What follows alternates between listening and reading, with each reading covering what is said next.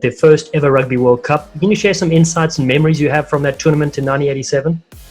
I know from your American viewers, you got your World Series of baseball, your World this, your World that. Well, this was a World Cup in rugby, and so it was great because you had so much support too from your friends and all that. But there's also a hell of a lot of pressure on. The pressure was on to win it because it was the first, and it was the All Blacks were always, that was one of their mantras that they were, number one sort of thing. And so there's a lot of pressure to do that side of things as well. And in the end, we got it done. So we, enjoyed it, and it was a great experience. Hi, I'm Kieran Crowley, and you're listening to the Rugby Hive. Oh, did you want me to say it in Italian? Yes, please. You can't say it in Italian. Hi, I'm Nicole Crowley, and you're listening to the Rugby Hive. And to ascolta Rugby Hive. He's so dangerous! Freddy Krueger has nightmares about him! Hello and welcome to the Rugby Hive. I'm Dallen Stanford, and despite my South African accent, I was fortunate enough to play rugby for the United States on the Sevens World Series. And I'm MacDowell, a former Canadian Sevens international. Back in my playing days, I went head-to-head against Dallen in the USA. For several years, Robin has coached international sevens for various countries, including Canada and Mexico. He's massively passionate about growing the game across the Americas through his MacDowell rugby programs at all levels. I'm currently a commentator for World Rugby, most recently broadcasting the Rugby World Cup in Japan, as well as the amazing Sevens World Series. More than a decade later, we are teaming up to bring you insights from legendary players and coaches from around the world. All legends have a story. The Rugby Hive podcast is here to share it. Welcome to the Hive. Oh, it's more dangerous than climate change! Hello and welcome back to Season 3 of the Rugby Hive. It's a happy new year to all you brilliant listeners from around the world. Hope it's been a restful festive season and you're ready to unlock a magical 2023. It's of course the year of the Rugby World Cup in France, and what a spectacle that shall be. Well, on the Hive, we feature two legends so far in Season 3. It's Episode 31 with South African Sevens captain Sheikh Soyez-Wapi. Episode 32, the Olympian and former USA Sevens leader Kelly Griffin. And today's episode, a blast from the past. That's right, we recorded this one back all the way when we were barnstorming in 2020. It's an age ago, but still holds up over 2 years later. Nicole Crowley and her father, Kieran. But before we get into the episode, Happy New Year, Robin. Welcome to 2023, my friend. Happy New Year. Fired up for this year. You're ready to rumble, my friend. You got your awesome kit on, your merch. Let's talk a bit about 2022. What was the finish like for you? It was lovely. Got some downtime over the holidays. My wife met me in Vancouver when I flew in, and we drove straight across the Canadian prairies, up over the Rockies. So I went from some plus 30 weather to minus 50 weather for a 2-day trip, but had an awesome time with our family in the prairies, and got to do some outdoor hockey and just shut down my brain for a few weeks. How about your side? Yeah, I remember messaging you going through those terrible conditions. We actually had done the reverse. We'd left the New England weather behind us. We'd sold up our place, and Barry and I moved back to Southern California. It's kind of always the plan during the pandemic to get out of SoCal, be close to her family and things like that. But a doozy couple of months shipping across everything and getting the cars here. But well timed. We got to miss the crazy conditions there. We lasted 2 winters. It was brilliant being close to Boston and working with the Free Jacks, but really enjoying being back in the sunny weather and playing beach rugby here in Santa Monica, enjoying the lifestyle here in Los Angeles. I was going to say, did you and V, while you're out there, did you get a block heater installed in your guys' Jeeps? You know what those are? Do you know what those are? No. So I have something in my Jeep where you can turn it on and you can actually start the car and start the heating process. I just never figured out how to use it. And also I didn't necessarily want to run the car for 10 minutes in these conditions. So B was always upset with me, saying you haven't started the car. It's not heated, it's freezing. So no, I didn't really learn how to do it properly. What's the block heater? Well, the Canadians, for starters, sometimes like in the middle of Canada, they won't even turn their cars off because it's too cold. They're afraid they're going to start. But a block heater, it's actually like a heating. It actually keeps your battery warm and the core, your motor warm. So you plug it in. So I bought my truck on the West Coast here, and we don't plug vehicles in because it's, it doesn't get too cold. Obviously, we're never in the minus. So when I got it installed right before we went to the prairies, they were looking at me sideways like, you don't need this here. It's got to be minimum minus 17 to plug it in. I'm like, well, where I'm going, I'm definitely going to need it. And day one on the trip, we were at like literally minus 49 at nighttime. And if you've never been at minus, I would say 25 and below, literally running back and forth at the hotel with our puppy, like trying to get all our stuff in the room. The only thing exposed was my hands, and my hands were burning because it was so cold. Now, I'm so soft. I'm not South African as far as the cold goes, but I am a West Coaster. And man, it sure makes me happy that we're back on the West Coast safe and sound. So that's what a block eater is. Fun fact. Well, we thought we were cold in New England side, and it doesn't get anywhere close to that. So you're right, north of the border, you guys are a different breed, my friend. You're not soft at all. All right, I wanted to thank a couple of Rugby Hive partners that have joined us on this excellent journey over the last few years, and particularly heading into this new year. Those include, firstly, World Rugby Shop, makers of our apparel line, the merch we're currently wearing. Just search Rugby Hive on worldrugbyshop.com. We also have our Rugby Hive branded balls, other great merch as well at gilbertrugbycanada.com. Enduro Sport, workout energy like you've never seen. You can get 40% off at rugbyhive.endurosportofficial.com. And then if you need a snack, two Biltong partners are the answer. BruceBiltong.com, available in the USA, and CanadaBiltong.com delivers in Canada, north of the border. Special thanks also to the Rugby Network, showcasing our episodes on their brilliant platform. If you want to join season 3 as a supporter, as a sponsor, as a partner, just message us on our social at Rugby Hive. Also want to give a quick shout out to a personal friend of mine, Jeremy Castro. Worked with him at Occidental College. He was a former coach of the team. He helped me whenever we toured, printing shirts, other merch to raise money when we traveled. He also has worked in broadcasting for many years. We've done a lot of international together across national championships and many games at Infinity Park. While he's merchandise brand Marinade, going through difficult times currently. They're trying to get out of, the difficulties that set them up during the pandemic. But if you can support them, they make some amazing stuff. Head to brandmarinade.com and support Jeremy Castro, the sleek sensation. All right, Robs, want to switch gears? Let's check in rugby items. What did you get up to close out the year since we last spoke? Well, I got to go to New Zealand. We took the British Columbia, the regional Western Canadian U18 boys. So we selected 12 guys from 160 on our last intro for Griff. I was on my way to the final camp for that trial. Back in 2017, we started out a group of young men, and I think 3/4 of them you've called on the World Series, like Lachlan Kratz, Thomas Isherwood, the mullet man himself, David Richards, Brock Webster, the list goes on. And that was 6 years ago now. And then obviously we had a pandemic. So this is kind of our first crop for young Canadians that'll make their way into the Premier Sevens, MLR, and World Series. We had a decent pool, Dallen. We played the Samoan junior national team first, then the Fijian junior national team, and that culminated with the junior All Blacks. So it was a little bit of baptism by fire for our Canadian boys, most of which have only been playing rugby for a year or two on the backside of the pandemic, but we definitely had the athleticism.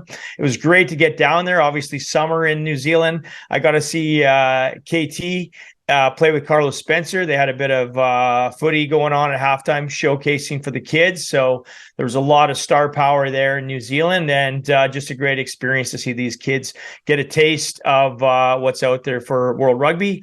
And then just back to the academy here, thrilled to be kicking off 2023 with our kids. They had a nice break, like any centralized program. It's always good to have a break, but we were about to get into things on Tuesday here, and obviously, like, I run a fairly tight ship, and I just said, you know what, you guys just catch up for 10 minutes before we get into the weight room and get moving, just because they were just so excited to share their stories and be teenagers. So that's been really rewarding, and definitely excited for what's to come. How about you?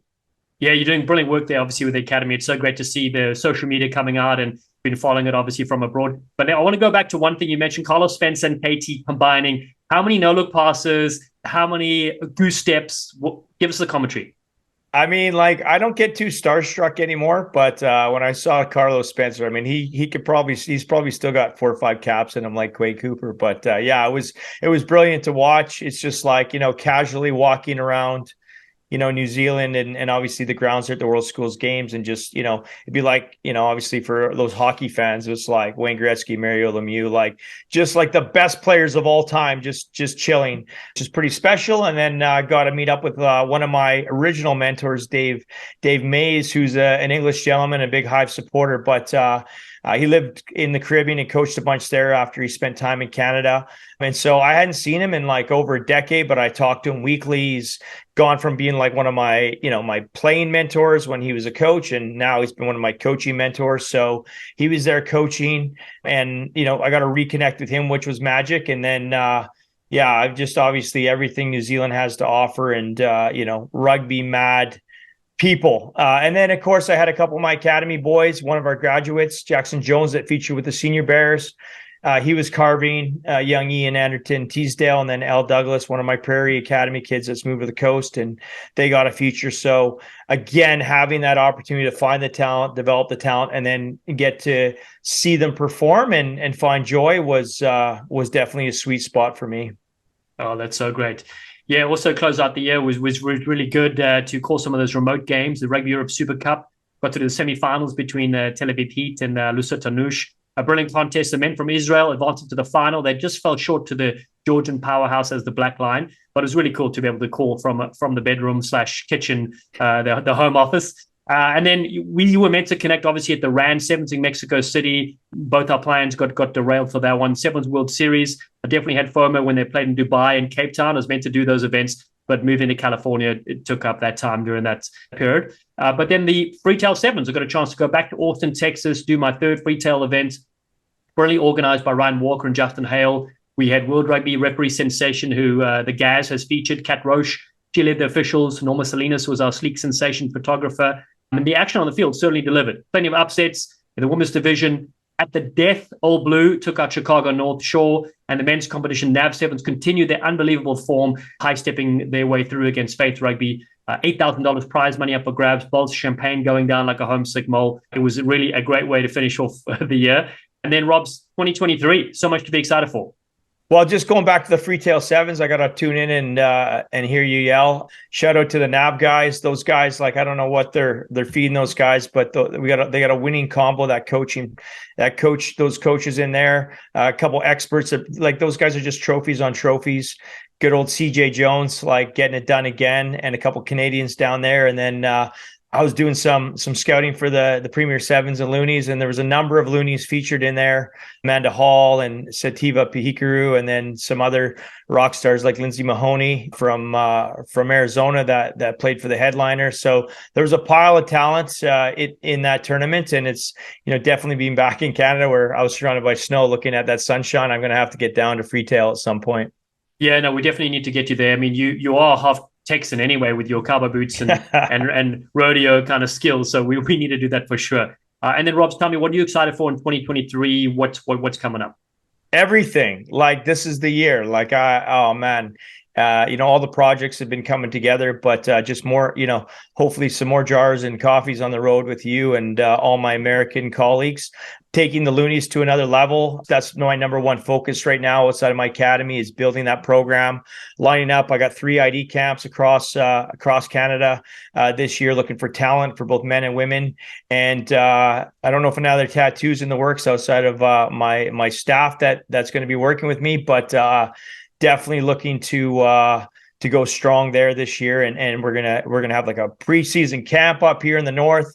Been talking to Alev Kelter, Nana 5SE, try and get them up here and build it right. But it's exciting this year. Dallen, they're growing. Premier Sevens is growing from 4 franchises to 8, men and women. So they're gonna have an Eastern Conference, a Western Conference. Your favorite Loonies obviously being the Western Conference. We'll be playing in 2 stops in the West, of course, and then the 2 Eastern stops, and then the top 2 from each. So the Loonies and somebody else will be headed to Washington for the championship round to finish out the year. So that's kind of my number one focus from the professional coaching aspect. And then outside of that, I got my BC Rugby junior and senior men's hat. I'm now in charge of Vancouver Island Rugby, which is obviously our region here, and just seeing where you and I can take the Hive this year as well. So just lots of exciting projects that just keep on growing, and looking forward to getting on the trail. And then another project that you're aware of, and it hasn't been launched, but it's going to be launched this spring, is my precision kicking ball that I've developed with Gilbert Global. So I'm heading to the UK in March to build the launch for that. And I think it's already in over a dozen countries around the world, kind of the soft launch. And it's going to be in hopefully every rugby nation in 12 months time. So that's been another one of my COVID projects that's been simmering in the shadows, but now it's coming to life. Well, that's so great. I know you can't kick for anything, but we do know a player called Ben Gollings that could strike it swiftly. Hopefully he's included in that marketing media plan.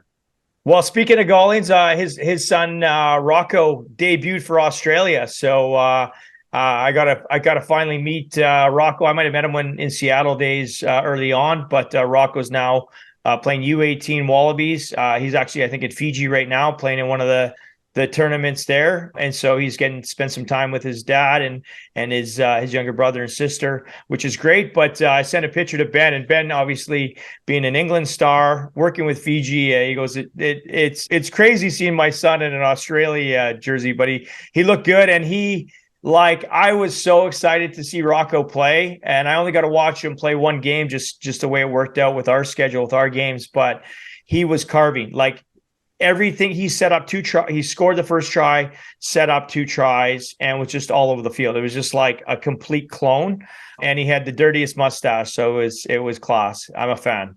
Oh, that's brilliant. On and off the field, squad goals, that's so great. Carrying on the family name. That's brilliant, pal. I love everything you got planned for the new year, new goals, new opportunities for us both. I'm excited. There's a couple of new events coming up as well, which is really cool. One of them is the Super Rugby Americas. It's going to feature 7 teams, one in North America, the American Raptors. There was going to be a Canadian outfit from Pacific Pride. They're not going to join yet, so hopefully it's the following year.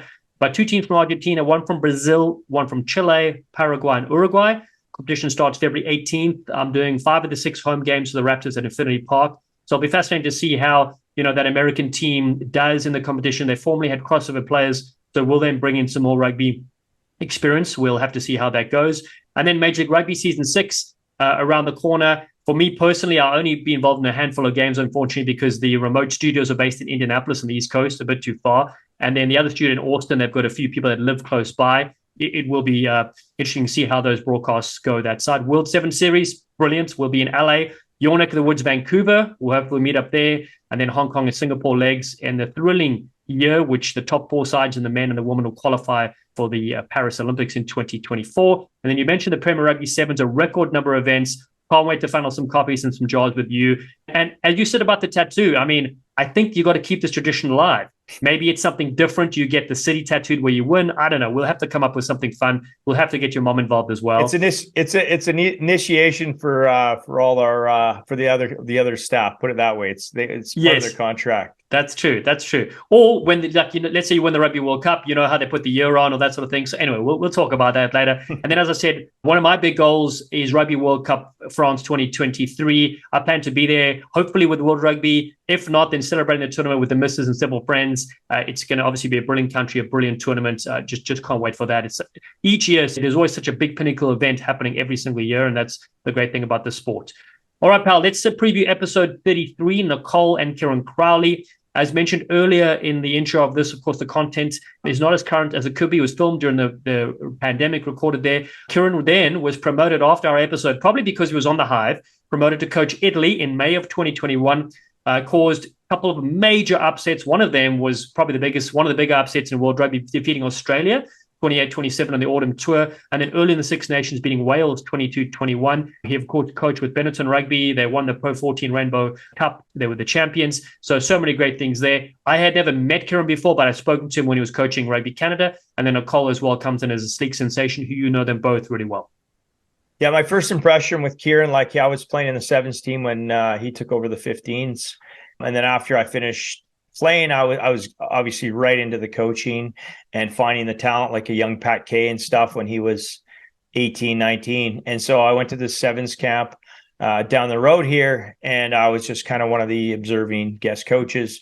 And, Kieran knew I was a 7s mad kind of guy, and that was kind of my wheelhouse. Him obviously being an All Blacks alumni, former player and world-class coach, but it was just such an interesting man and very, very intelligent and very soft-spoken. And anyway, the coach at the time Garrett John was speaking to all these different coaches that were there. And then we were headed to walk over and watch the training session.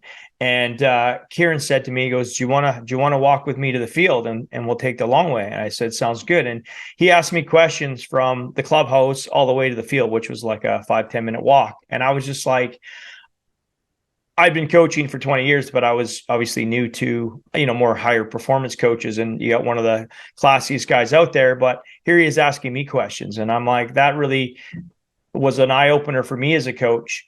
And when you're a young coach, you figure you know a lot. And here's a guy that'd been around and he was asking me questions. And then halfway through the day, they're into drills and he couldn't unlock the team in some way. And he just like, hey, do you want to take over? And let me look. I don't know if he probably just wanted a break and pump my tires, but I was just like this, just such a selfless man and open-minded and always questioned players and coaches. And then he left a really good mark and left the national team in a very good place, a lot stronger place than obviously we're at right now. And he's gone on and found success in another country over a pandemic. And obviously, as you said, won the Pro 14 Rainbow Cup and was coach of the year that year, and now is sharing his expertise with Italy, who's a rising, continue rising nation. And what I love about that, as well as an underdog, it's it's impossible till it's possible. Nicole, I've watched her develop as a high school player, provincial player, and into a junior national team player, and then into a university star, and then into a successful World Series Team Canada manager, and now is actually living in Tulita, Northwest Territories. So if you thought it's cold and icy where I live or where I used to live, Dallen, she is like in the Northern Shield, and her partner is a Royal Canadian Mounted Police. I believe he's from Britain. She's obviously from New Zealand originally, and she's using her expertise, organization management skills up there for a recreational community program, and very successful on and off the field. So what I really love about this episode, like we paired a number of coaches and ex-teammates and family members, is just this father-daughter combination. And all she wants to talk about is her dad, and all her dad wants to do is talk about her daughter. And obviously, Kieran's younger daughter is very successful in hockey, and she's got a brother too. So just a wonderful class New Zealand family that is on the road. Kieran now is obviously in Italy. His daughter's in the Northern Hemisphere, and I'm not sure where the younger daughter was in the USA. She went to a D1, had a field hockey scholarship down there, was carving there. So very successful family all around. And I love this episode. Oh, it's so great to hear. And I love the connection and how you got to know them as well. Make sure, listeners, you connect with our socials at Rugby Hive on Twitter, Facebook, and YouTube, at My Rugby Hive on Instagram, and of course our website, rugbyhive.com. Please continue to be safe out there, and we appreciate all the support. It's time now for Season 3, Episode 33. Well, thanks so much for joining us. It's a family affair today with two sleek sensations. Let's start with you, Kieran. How are you holding up in Italy, and what's life like there, and how have you enjoyed the culture? Yeah, we're holding up good. I mean, it's like everyone, the COVID situation is a little bit challenging for everyone. We were on I think we had about 10-week lockdown period, something like that. So, which meant, you had to stay in your house. You're only allowed out to the supermarket. And here in Italy, we got about same amount of people. I don't know what Canada's got, but there's about 65 million people in Italy, and it's the size of New Zealand. So, there's a lot of people in small areas living in apartments. So, it was a challenging time for a lot of people. From a rugby perspective, we got about 50 odd guys on our books, and I think there was only about a half a dozen of them that could actually had gardens where they could run in during that period. So it was a challenging time like everyone, but it's we're getting through it now and coming out the other side, but life in general in Italy, it's a great country. It's a great culture. It's a great have great food, wine, etc., etc. So it's a real pleasure to live here. Yeah, definitely one of tourist favorites. And Nicole, you're in a slightly different spot, a bit more of a Canadian landscape there in Yellowknife, right? Tell us about that. I'm just up here temporarily. I'm usually based out of Victoria, but I came up here for the work from home during COVID. And it's interesting, like the winters get to negative 45 and then it's now like 19 degrees and nearly in the middle of summer. So 24-hour sunlight as well, which is super interesting. It's just a different way of life. I never thought, like when I was growing up, that I would come to northern Canada and like go ice fishing and things like that. So it's nice. It's a long way from New Zealand, that's for sure.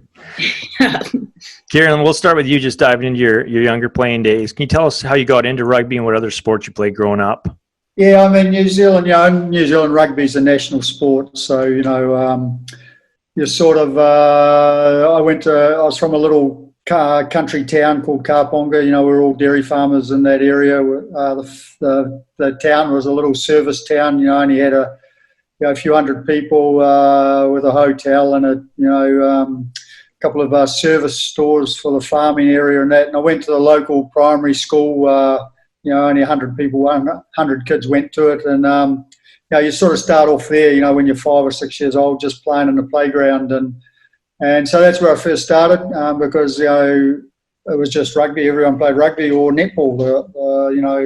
Females played netball. So I started that, and then just progressed from there at 5 and 6 years old to the local club. They always a big thing in New Zealand as it is in Canada. Saturday morning football, and I used to run around in bare feet in the early days at 5 and 6 years old, and then I had 5 brothers and one sister, and we used to play on the front lawn and all that, and it sort of just grew from there. So initially started with that, but in New Zealand, I think one of the big things for sport or for rugby, if you're any good at anything, is that you try so many different sports. And so the New Zealand thing was sort of rugby in the winter and cricket in the summer for a male. And so I played a bit of cricket as well.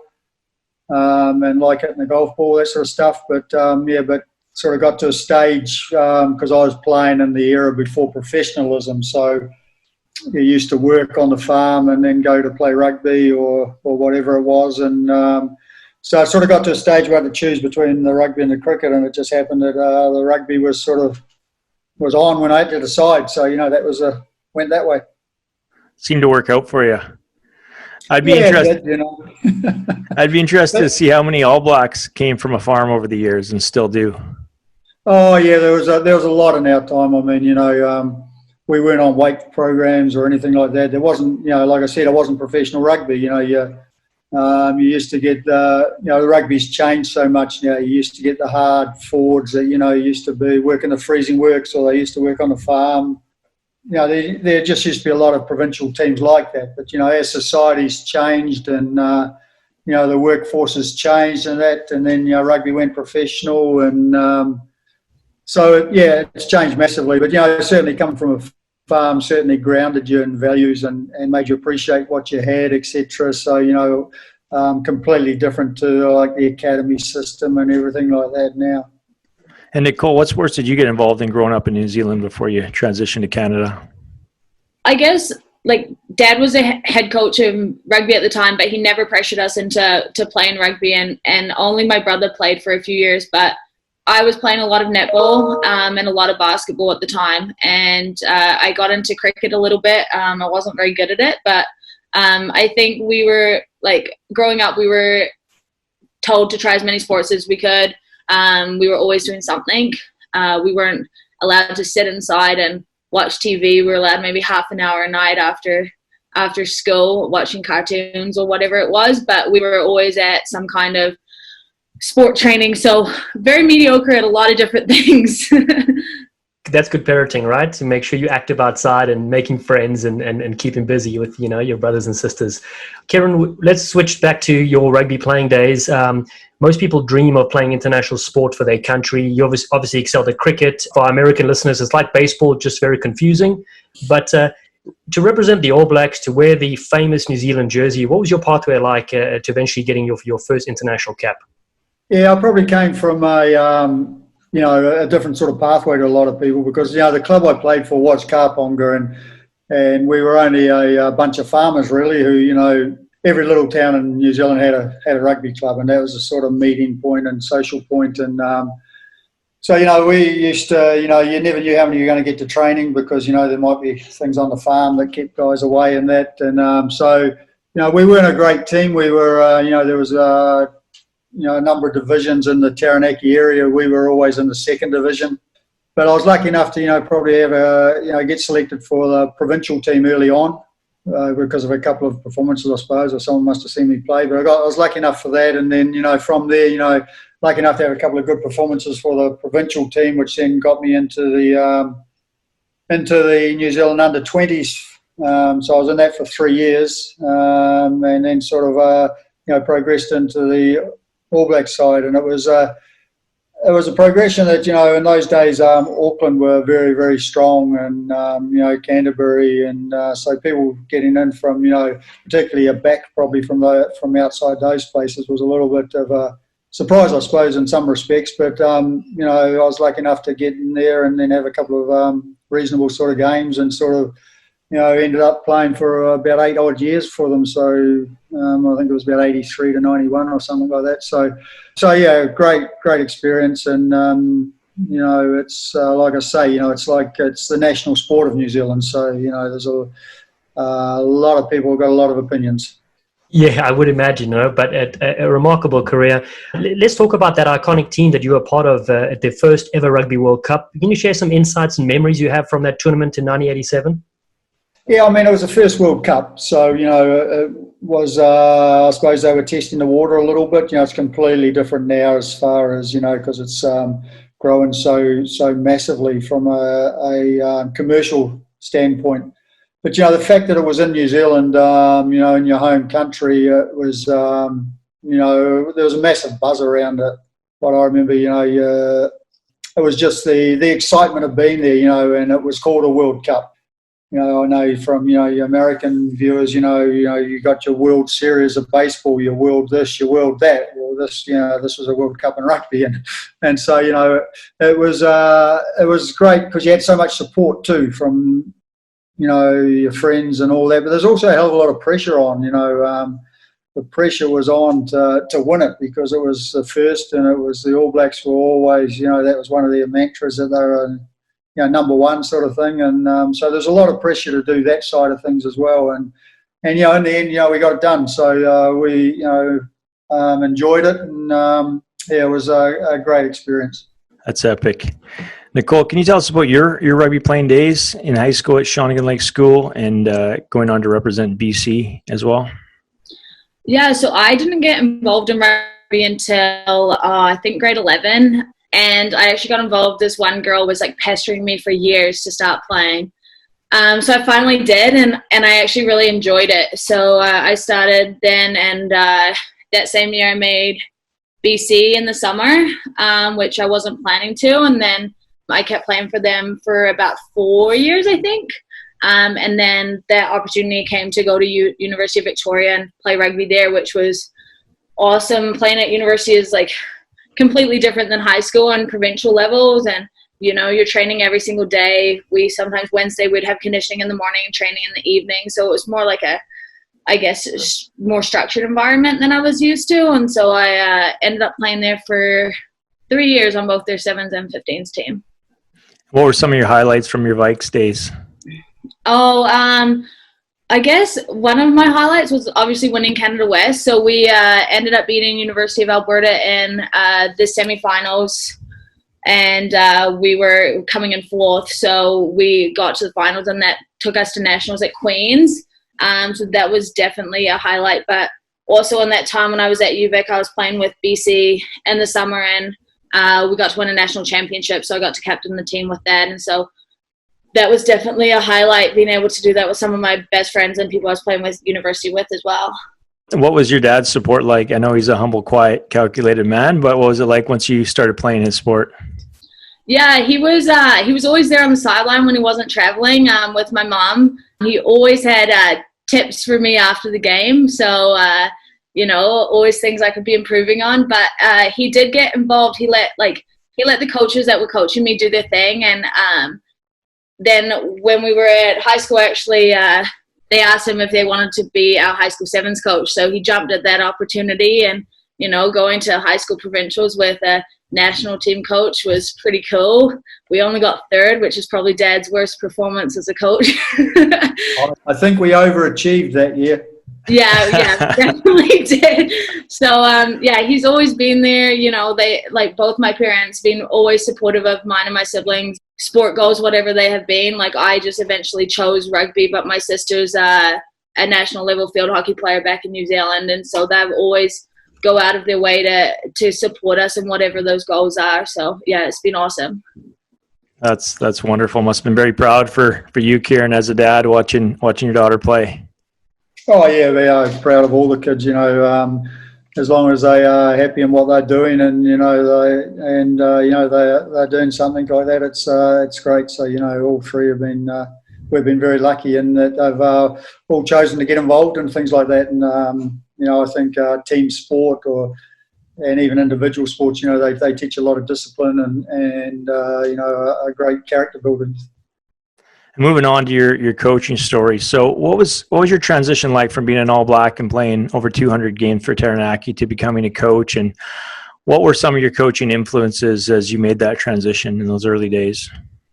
Yeah, I went from when I first retired. I mean, I was still, you know, I played for our local club team for so long, and obviously having a bit of experience away with national teams and that, you know, I was sort of helping coach as I was playing. But when I decided there was enough, you know, I knew being in the club I was in that if I stayed in there for the next year, I was going to get dragged back into playing because, you know, they'd be short and, you know, they'd say, I'll bring you boots and all that. And so I sort of stayed away from it for a year, you know, made a complete break, and then, which was probably the best thing I did. You know, I still supported them a little bit, but, you know, just didn't get involved in the playing coaching side of things. But then I went back and coached them for a couple of years, but then got asked to do what we called the Taranaki B side, which would be like, you know, the provincial B side. Did those for a couple of games, and then got asked to help out with the provincial side, the Taranaki provincial side, as an assistant coach. And that was sort of coincided with the time that rugby went professional. So the head Taranaki coach at that time was asked to, or was helping out with the Hurricanes. So they said to me that I needed to go full time and I would need to shift off the farm at that time. So yeah, we decided to take the jump, and so I went full time and moved house to New Plymouth, which was about an hour away from where we actually lived, which was the base for the Taranaki province. And so I had 4 years as an assistant coach with him, I think it was, and then 5 years as the Taranaki head coach. And then I was lucky enough to get selected to coach the New Zealand under-19s for a couple of years. So we went to a couple of World Cups. We got second in a tournament in Dubai. We're in the World Cup in Dubai, and we won the World Cup in Ireland with the under-20s.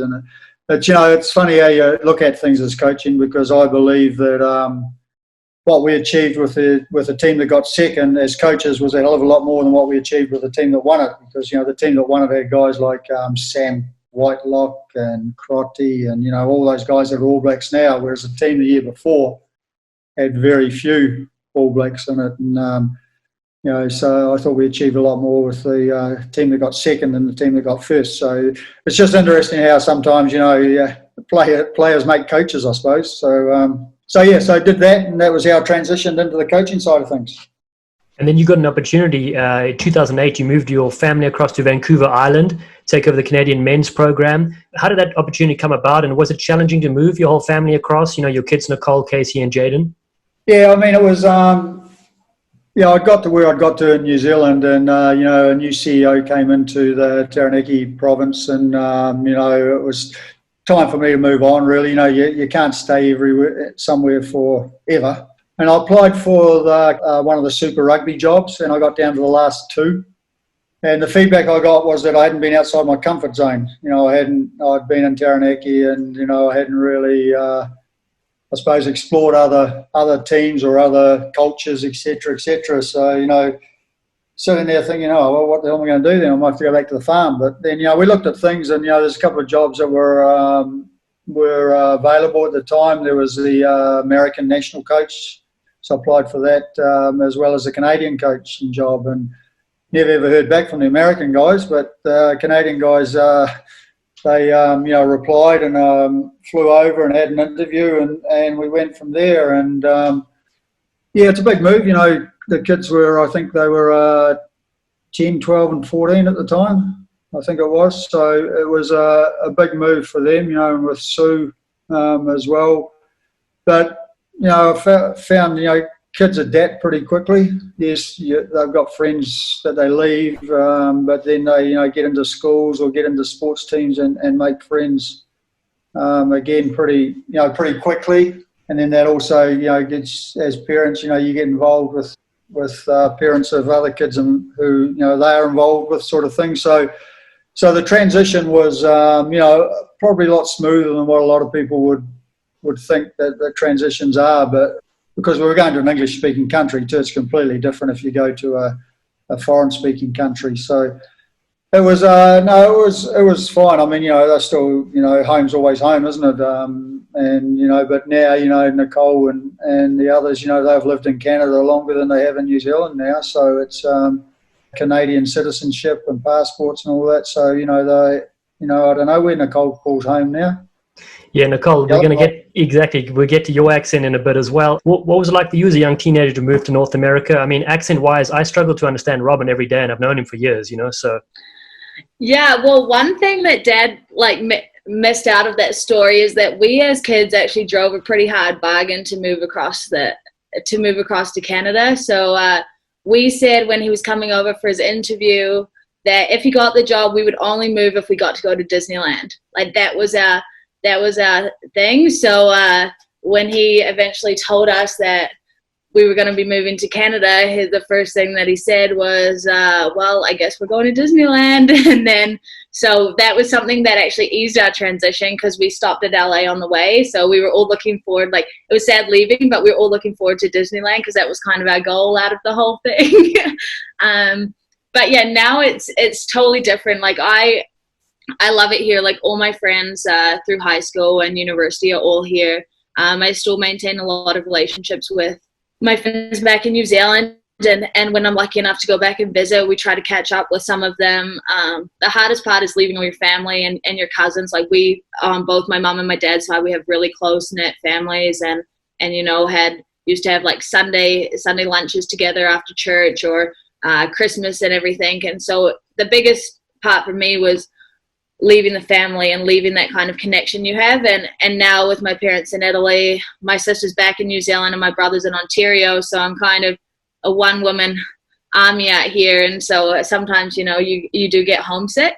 So yeah, that's probably the biggest thing. But the move in general was like Dad said, it was super seamless around getting involved in sports, getting involved in things and having Mom and Dad there to meet parents and, see the next opportunity and the next opportunity. And I think without the move, I struggle to see where I would be these days. The opportunities that it's opened up for us in terms of university and work opportunities has been huge. And so we've got to experience a lot more of the world by just coming here.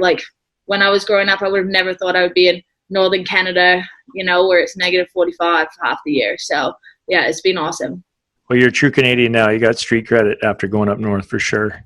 One of my first, the first time I actually connected with you, Kieran, was it was after my playing days. I was just doing a bit of guest coaching at a sevens camp that you were involved in and kind of overseeing, and I'll never forget it. And you probably don't remember it, but we were just in the Derek Hiley Pavilion at Shawnigan, and we were walking up to one of the newer fields, and you just pulled me aside and said, "Do you want to walk with me?" And we went and we took the long way. It took about 15 minutes, nice and slow, but I just thought this guy is completely class, and you asked me questions just about the whole time.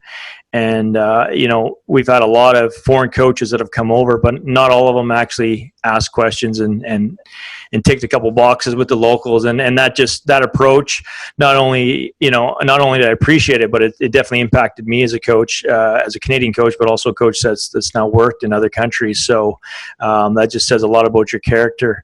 Can you, just going back to your early days when you took over that men's program, what was it like with the program when you took it over, and what kind of things did you put in place on and off the field to try and move it forward?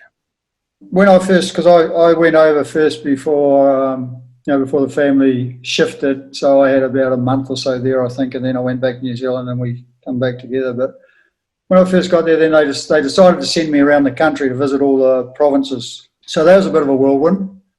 And then also there was a game over in St. John's, and they said, "Oh, you can go over and see that game in St. John's, and there's a couple of players we think you should be looking at." So it took me all bloody day to get there. Rained like hell. 2 guys I went to watch never touched the ball, and I flew home again. I left on Friday morning, got home Monday morning. And, that was a real eye-opener for me, just the size of the country. I knew it was a big country, but just, the breadth of it. So, I think it's perspective-wise for listeners, it's about 6 time zones to get there. Yeah, it was. And, I mean, there was, I don't know, something like a 5-hour flight and then a transition, then a 4-hour flight. It was, it's a long trip, same as going across the US or whatever. But so that was a bit of an eye-opener. I found it very parochial, very province parochial, and there was always, there was a fierce rivalry, between provinces. There was the Ontario side, there was the BC side, there was that. So that was always a challenge, and my philosophy around international coaching, because we were responsible for the international side of it, and I mean the big challenge is that there was no professional competition, so there was no professional teams that players were getting their education from, I suppose. With that, what I tried to implement, or what we tried to implement, was a transition through the provinces, that there was provincial links to a little bit like the New Zealand system, really, that the provincial link pushed to the regional link, pushed to the provincial link, which then pushed to the national team. But it was a challenging situation. One, like I say, because of the size of the country, and also because of the you have different levels of competition and that side of things. There's some damn good players in Canada. It's just they need to get into those environments where they are getting the day-to-day training. If they want to compete on the international scene. If you don't want to compete on the international scene, where everything's great, you just carry on doing what you're doing. But if you want your top players to be representing your country, and that you need to have some systems in place that develop them and be able to do that. So we tried to do that. I would have to say it wasn't as successful as I would have liked it to have been. That side of things, because you're always playing the political battle, you're always playing, other people are playing even club battle in some cases. So that was a challenge, but we tried, and we gave it our best shot, and we had some success, and we obviously had some failures as well. But I can sit here and say that we gave it our best shot. Well, if you win every game, you don't learn much, and I know from some of the sides I've learned, or I've worked with, that at the time is very frustrating. And again, working with a national team, there's a lot of working parts, and there's a lot of, you don't have access to the players like you do in a professional side as well, full time. So obviously you must have gained a great deal from those challenges, from those opportunities that have now set you up for success. So what were some of the biggest learnings you took out of your 2 World Cups with Canada, your experience running this country? And then, how did that help shape you for your next opportunity? Oh, I think you're learning all the time, like you say. I mean, you learn, and if you think you know everything, you might as well give up anyway. So, I mean, the New Zealand World Cup was outstanding, from a coaching perspective, because I was going home to home country sort of thing. I knew the lay of the land. So, as far as organisation goes, I was able to get a pretty good program together when we were over there, in the pre-program, we went to Australia. So I think, we had a great team spirit, I think, in that tournament, and and we played some reasonable rugby. We won one game, and then I think it was Tonga we beat, and then we drew against Japan, I think it was. And then all France had to do was beat Tonga for us to automatically qualify for the next World Cup. But of course, being the French, they decided to lose to Tonga, so that was a big downer for us. But yeah, no, that tournament was great. And then went to the World Cup in 2015, I think it was, in England. And I thought we played really good rugby there, and we just didn't get the results you always think you deserve better, but we just didn't get it. I mean, we had Italy shot to pieces, so I thought, but it came back to, in the end, I think we weren't exposed to that level of rugby for 80 minutes. We last 70 odd minutes we were in the game, and then the last 10 they got over the top of us, and then the Romania game, which we were leading quite easily, and there's probably a couple of things just didn't quite go our way, and in the end they tipped us over as well. So we went home with no points, tail between the legs a little bit. But I thought we played some pretty good rugby because we performed pretty well against Ireland as well, and I think France was the other team that year. I'm not sure, but anyway. So you learn from that. You learn not to take everything for granted.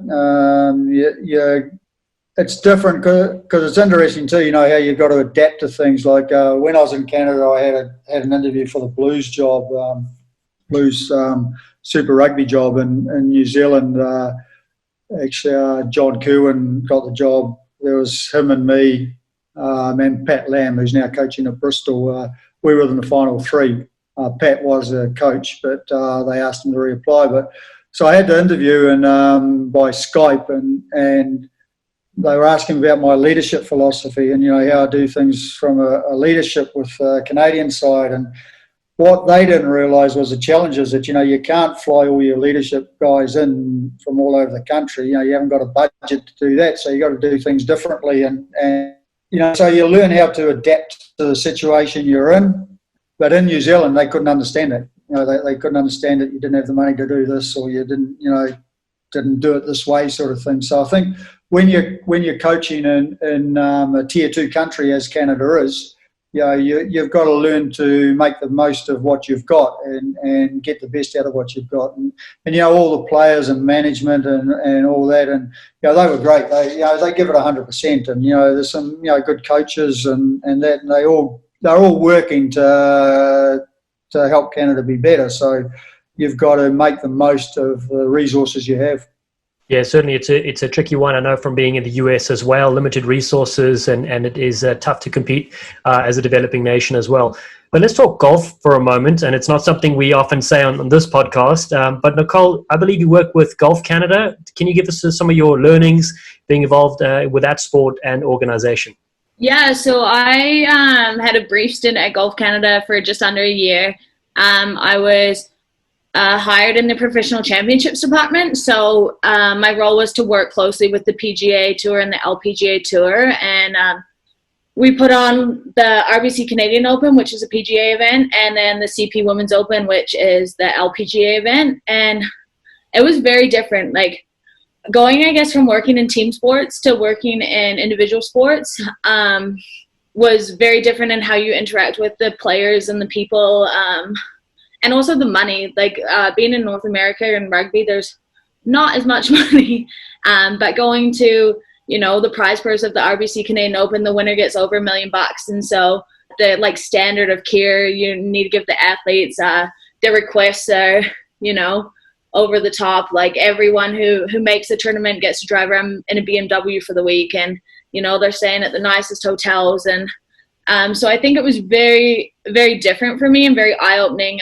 Definitely learned a lot from around like professionalism and athlete care. Just being able to, I guess, have the highest standard for people. And I think that's something that is really, well, I guess it's like when you're doing a bunch of different sports as a kid and you learn a lot of different skills. And then when you go into the working environment and you're working in sport, being exposed to different sports, like my experience with rugby in a managerial role, to be an event side in tournament services with LPGA and PGA players, it kind of just expands your horizon. And I think, there's different learnings you take away from each thing. Like, I guess when we were with golf, there's the risk of thunder and lightning, same with rugby, but these people are carrying around metal clubs. So, you have to be a lot more vigilant around that kind of stuff. And I think just like being exposed to bigger tournaments and now working on the World Series, that huge tournaments, but working with the professional championships in golf, we were selling buildings there for $100,000 for people to sit in for the day or for the week. And it was just a totally eye-opening to see how high class, I guess, the golf world can be. And then coming back to rugby, where it's a lot more humble and people a lot more, I guess, ground workers, and there's a lot more volunteers and things like that. So it was definitely an interesting experience, and I enjoyed my time in the organization a lot. Like, the people there were super friendly, and they had cool work programs. Like, they had a little driving range and putting green in the office. So on people's breaks, they would go down and hit some balls and stuff, which was super neat. So yeah, it was definitely a great experience. What's a good thing they had a one-woman army working there, Yeah. And let's transition back. So you were working with the 15s women as a manager before that opportunity. And then how did you transition back into the women's program for rugby, and how did the Olympic team manager come about? Yeah, so I started at Rugby Canada as an intern. So a lot of people don't know, but the interns at Rugby Canada got paid $1,500 for 4 months' work. So that was one of my summer jobs going into university, and I more just took it for the experience that came with it. I've always had a passion for the sport, with my dad being so involved, and so my job was more women's program support. And then what happened is they couldn't get a women's 15s manager for one of the tours, so I was 18 at the time, and since I was an intern, it was my turn to go. So I was started managing that program at 18, which was a little bit scary, being the youngest person on tour and being the one in charge, more or less. So that was my first experience. And so I was doing the work with the women's 15s on like a contractual basis while I was in business school at UVic. And so I would go and tour, I would do the work on the side, and it definitely wasn't a full-time gig. And so we were gearing up for the 2017 World Cup, and so that was kind of the pinnacle of what I was working towards for that. And that was in Ireland, and that was obviously not as successful as we would have hoped. We finished 5th. We had a rough pool game versus Wales, and it didn't make us into the semis. So that was super disheartening. But coming away with your last game as a win is always a plus. And then after that, I decided to go very left field, and I went on exchange actually to Thailand for 4 months. So I kind of just picked everything up, and I went over there to do a semester of university, kind of just to get away, do something on my own, like not have as much support. And that was definitely a huge learning experience for me. And so then while I was there, that's when I got my Golf Canada gig and tried that experience. But they had another women's manager in the sevens row, and it just wasn't quite working out. So they reached back out to me to apply, and I did, and went through the interview process. And then I was back in BC in September 2018 and been working on the World Series with that Olympic team since. And it's been a lot of learning. There's been a lot of up and downs, and there's a lot of differences between sevens and 15s.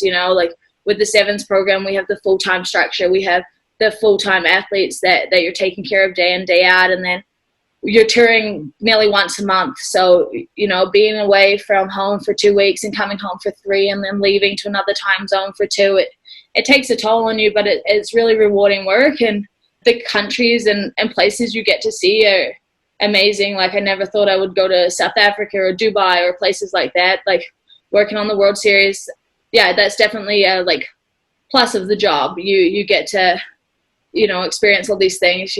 The days, people think as a manager that it's not a ton of work all the time, but the days are long. You're always the first one up and last one to bed. I remember this year we had an athlete who broke her nose in the Dubai game, in the Dubai final, and we were flying to South Africa the next day, and I didn't get home from the hospital until 2 a.m. and we were up at 4, and I still had to pack all the bags. So it's really long days and hard work, but it's really rewarding and feeling like you're part of the team and part of the success. Well, you're doing a great job. I tell you what, as a international coach, you live and die by your manager, having a great manager. And I went on tour with the U18 boys team, the Youth Commonwealth Games, Lee Douglas and I. And Lee was the assistant coach for the men's team, and we didn't have a manager. Well, Lee's never been more lost in his life, so I had assumed the manager role. I had some late nights at the hospital, and yeah, we definitely appreciate all the work you do. Let's switch back over to you, Kieran. So you made another fine choice in your country selections, Canada, and then you moved over to Italy. Just a quick question, because I spent the season there in Ferrara, Italy, when I was a younger man, and the number one word that every time I ask when things are going to happen, and I got to put in context, I'm half Italian. My mother was born there, so I'm very much Italian, but the number one thing they always said when I said, when's this happening? When's that happening? When do I get to start school? When I start this? Or everything was domani. So every day I'd walk into the office and I would say, do not start my day with tomorrow. Because if you start my day tomorrow, then we're in trouble. And they're just like, just have an espresso and sit down. So what's life like in Italy, and how was that transition to Treviso in 2017? Yeah, no, it's great. I mean, yeah, the Italian lifestyle is pretty relaxed. Domani meaning tomorrow, and it'll happen. It will eventually happen. It just might not happen exactly when you want it to happen, but it will happen. And so they're very family orientated people, the Italians. Everything involves around the meal, around the kitchen table. That's why they have the long lunches, etc. That's the time they catch up. That's the time they talk. Very social. So, the transition's been great. I mean, I've been with Canada for 8 odd years, I think it was. And I got asked to apply for a job in the Pro 14, and, I went through the process and, got the job. And Treviso, when I come here, they used to be one of the champion clubs in Italy when they played in the Italian championship, but when they went to the, it's been called a number of names, but it's now, the Guinness Pro 14. They haven't been that successful in it. They had a couple of years earlier on with a sort of mid-table, but 3 years before I arrived, they were bottom in 2 of those years and second to bottom in the other year. So the sporting director was a guy who had finished playing. He'd got the job, and he was a Treviso man through and through. And he said to me when they gave me the position, he said he wanted to see a change in the culture, a change in the way they played, because they were a very forward-orientated team. A change in the culture, coincided with a change in work ethic, etc. Change in the values of the team, and that was showing. So I wanted to see that. He said, he was pretty open about things. He said, the first year I just want to see a little change. The second year, can win a few games to get towards the middle of the table. Third year, middle of the table. Fourth year, if possible, we'd like to get to the playoffs, which is top 8 sort of thing. But so he didn't have goals that were out of the realm of possibility. So different, hell of a lot different than Canada, because you've got a full-time 5 or 7 days a week. Our weekly schedule starts Monday morning. It's at 7 o'clock, and you have full days. So you've got our staff set up as we have 5 coaches. We have 3 full-time physios. We have 3 full-time S&C guys. We have 2 analysis guys. Then you have your manager and your administration around that. We have 51 players, I think it is, on the books at the moment. And we need those because, we generally have about 20 odd are away with the Italian national team. So, and then you add your injuries to that. And the season is so long. I mean, your seasons, you play 30 odd games a year.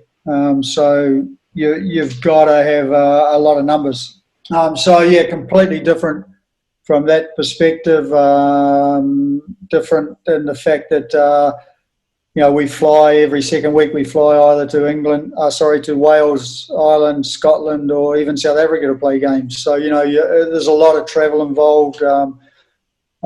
So the management of the whole situation of the whole club is completely different than what it is in Canada, and it's yes, it is a sport, but it's also a business. So, you have those challenges that you have to deal with as well. So, but, it's been great here. I mean, I got a really good coaching team when I first come in. One of my realms was also, I had to develop the coaches. And so I had a South African guy who had been playing here in Italy for 15 years and had helped coach the last couple of years in Treviso. So he was on the coaching staff, but then the other 3 coaches were all first-year coaches. So, that was a learning curve for them too, because, as a coach, young coach coming through, you think you know everything, and you think you're going to make all the difference in the world, and then you get 2 games in and you lost both of them, and you're looking sideways. What the hell am I doing wrong? So it was an interesting thing. Also managing the expectations of those guys, and they're all damn good coaches. They'll carry on. Obviously when I go, they'll still be around. So it's been really interesting, very rewarding. As like Nicole was saying before, around these sort of things, if you're planning things and things, you get benefits from it, or you see benefits from it, it's rewarding. And we've had 3 really good years here. This last year obviously has been curtailed a little bit, and we're here for another year at least, so we're looking forward to that. Well, if it's one thing we learned on this podcast, it's that the Crowley family is not afraid to put the work in and put long hours and get it done, But let's talk about that last season, 2019. You were a recipient of the Guinness Pro 14 Coach of the Year recognition. Benetton Treviso that season, first Italian side to reach the knockout stages. What exactly do you attribute that success? Because you've got a lot of coaches that are listening, and what sort of things did you add to that side to get them to that area? I think one of the first things you do when you have to go, when you go in somewhere, it was the same in Canada. You've got to immerse yourself in the culture. You've got to understand the people. I think one of the big things. It was a little bit the same I felt when I got to Canada as it was when I came here to Italy. Is that players did what they were told. In the game. Coaches were very prescriptive. Players never really had ownership of anything. So, we tried to give them more ownership of things. We also developed their skills. We spent a lot of time the first couple of years just on skills, catch and pass. I mean, their forwards and even some of their backs used to get scared in open spaces. They didn't know what to do, and so they'd look for the contact. So we done a lot of that, and, that year, I think we were the most offloading team in the competition, or second to most offloading team in the competition. I think we had some really good foreign boys as well. We have a couple of players from South Africa, a couple from New Zealand. Not your real top players, but you can't get sometimes your top players wouldn't suit the teams they go to. You got to have players that suit the environments they go to. So we're very fortunate in that. And we've developed a spirit in the club, I suppose, which we wanted to build a winning culture was what they wanted to do. And it was interesting, because I came from a background that you got to win, you want to win the tournament. But then when we were doing our pre-season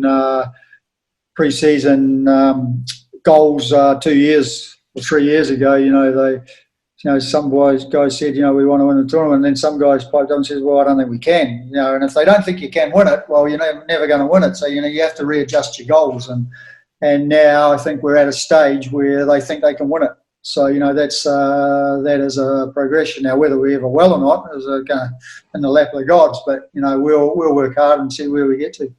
Yeah, as Robin says, dream, believe, succeed. So appreciate that insight. That's extremely valuable, Nicole, let's switch across to yourself. Big year coming up, of course. Tokyo Olympics moved across to 2021. How are the staff at Team Canada approaching the return to train? Yeah, so we're in the process right now looking at how we can get the team back into the full-time training environment. So the athletes have had about 3 months off now. Well, off. They're training from home, not in a centralized spot due to COVID, but we're working on getting them back now. This past week, the athletes that are based in Victoria just able to start lifting weights again at the training center under supervision of strength and conditioning coaches. That's huge. But the staff in general, we have 11 staff with the women's national team, preparing for the Olympics. And we're lucky that, well, we were on a great track last year. We finished second and third in tournaments leading into what was going to be the Olympics. But now we're lucky we get a second go at it. So all those mistakes we've made along the way, no tour's perfect, no game's perfect. There's always learnings for both staff and the players, and we get a second crack at it. So that's kind of what we're looking at the feedback from the tournaments last year, looking at where we can, put more resources in order to help the team perform the best, or, adjust training accordingly. So the biggest unknown for us is, and planning wise, is we don't know when the competitions are going to be. World Rugby has some outlined right now, but whether those go ahead, we have to just wait and see. But yeah, I guess just keeping on the same page. We actually have a staff meeting today to discuss more about that. But it's hard to plan with so many unknowns. So being adaptable staff and athletes has been a huge learning for us right now. Just another day on the World Series. Don't know what's going to happen in 5 minutes. What will it mean for you to be part of Team Canada at the Olympics next year, Nicole? Yeah, so I got my first experience at a major game as part of Team Canada down in Peru at the Pan Am Games this past year. And, having all the other sports around you is so different than being on the World Series. Your World Series, you share passion with everyone else. You all love the same sport, but when you're in a multi-sport game environment, you can learn so much from other athletes, from other staff. You grow your network. You have different people motivating you in different ways. The culture of Team Canada as a whole is super exciting. They're very team orientated. I remember we were in the gold medal game at Pan Am's, and you had the field hockey team there. You had your baseball team there. You had every team there trying to support you to win gold. And I think that kind of culture from Team Canada as a whole is huge. And, as a kid playing sport, you love when 4 years come around and the Olympic Games are on, and you love the idea of like, oh, one day maybe I'm going to be an Olympian. But that obviously doesn't happen to many of us. So it's awesome to be able to be a part of the team in a different aspect and helping those athletes that do exceed and in the top 1% of people in their craft, and help them win gold. So yeah, I'm super excited and looking forward to the opportunity. Well, I'm looking forward to watching Canada get on the podium again. I know it's going to happen, and thank you for all you do for our sport. Kieran, I'll transition back to you. Final thoughts here, but is there any possibility that you and your wife will be attending to watch your daughter be involved in that event next year? Well, you never know. Like you say, you never know what happens. It would be great if the opportunity come. We certainly, would certainly jump at her. You just don't know how the cards fall. You must be a proud father. Oh yeah, we watch all the tournaments. We stream them, so we watch the Canadian women's games, and always see what Nicole's doing, and support her in that way. It's great. It's we really enjoy it. Well, she's lucky to have a mentor like you as well. Just last thought for all those aspiring coaches out there. Just what would be some words of advice you would share? Because I know in Canada, for myself, I've had to badger gentlemen like you for a long time. So that's kind of one of the ideas of the podcast, is to try and share this valuable information. What would you pass on to Rugby Hive listeners? Oh, I think as a coach and as a player, you're always learning. You're always. I'm a better coach this week than I was 2 weeks ago. You have different experiences all the time, and you have to. You learn from them. You're going to make mistakes. You do make mistakes, but it's just about learning from those, and nothing's free either. You've got to work hard at it. I think. I just said last week our players had a week off because we'd done a 6-week block after we were out of lockdown. So we'd done 6 weeks of training. So they had a week off, but I had all the staff, and we had a 3 or 4 day workshop where we looked at how we work and all that sort of stuff. And it was, you learn from those sort of situations. You learn talking to other coaches, just listening to them. There's been some great podcasts on. over this whole lockdown situation or, COVID situation. So you're always learning and you're always, going to be better. And sometimes things won't work out the way you want them to work out, but you just got to keep at it. And, I think that's a thing that, young coaches need to understand. And your style changes. You've got to find out your style and what your philosophy is. When I first started coaching, no one knew about the questioning way to coach, or everyone just told everyone what to do, and players accepted that. But you change as you get experience, I suppose, and you just go and you got to enjoy it, because if you're not enjoying it, you might as well give up and go and do something else. Well, it's such an honour to have an All Black and Rugby World Cup winning sensation, plus a future Olympic team manager, all from the same family. With 5 Rugby World Cups between the two of you, the Rugby Hive thanks you. Yeah, thanks very much, guys. We appreciate certainly the invite to be on. It's been really enjoyable, and all the best to you. Okay, awesome. Thank you, guys. All right, guys. Cheers. Thank you very much. All the best, Kieran. Bye, Nicole.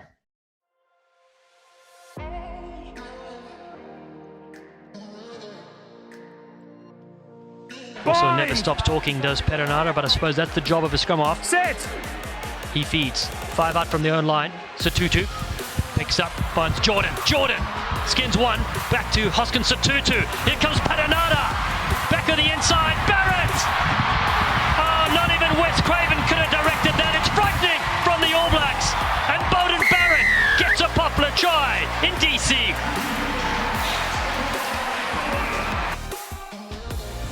Thank you for listening, you sleek sensations. If you haven't already, please subscribe to Rugby Hive Podcast and catch us on all the socials at Rugby Hive. We appreciate your support. Be safe out there, and we'll see you soon.